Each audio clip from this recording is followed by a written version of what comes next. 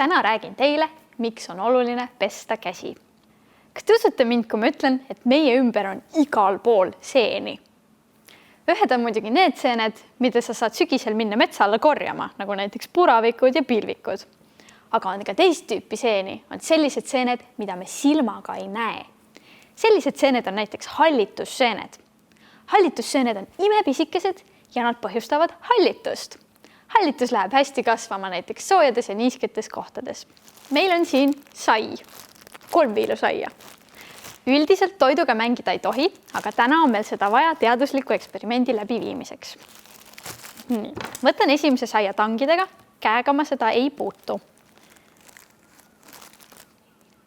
Sai, panen ta siia karpi, panen talle kaane peale, miks see jääb lihtsalt niisama ootama. Teise saia jaoks ma kõigepealt teen oma käed mustaks. Mul on siin õuest toodud liiv ning mu käed on nüüd liivased ja mustad.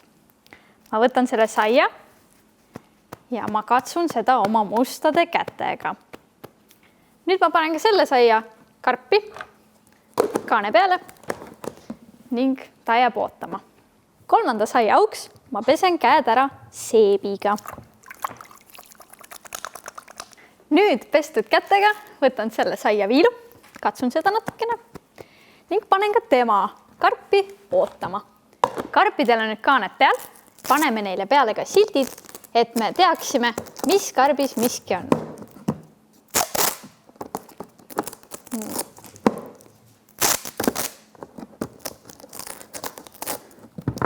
Nii, siin karbis oli meie nii-öelda testsai, ehk siis temale me ei teinud midagi. Teises karbis oli meie mustade käte sai. Ja 3. karbis oli meie puhaste käte sai.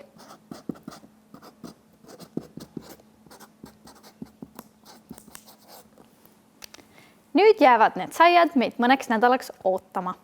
Kui sa nüüd paari nädala pärast tuled uuesti oma saiu vaatama, mis neist saanud on, siis mida sa näed? Mustade käte saia peal on väga palju hallitust. Puhaste käte saia peal on ka palju hallitust, aga ikkagi vähem kui mustade käte saia peal. Selle saia peal, mida me katsusime ainult tangidega, on ka natukene hallitust, kuid seda peaks olema kõige vähem võrreldes eelneva 2. Nüüd mõtle, kui sul on käed mustad ja sa oleksid selle saia ära söönud. Kõik need mustusosakesed ja seeneosakesed oleksid sattunud sulle suhu ning sa oleksid võinud jääda haigeks. Sellepärast on oluline iga kord enne söömist käsi pesta.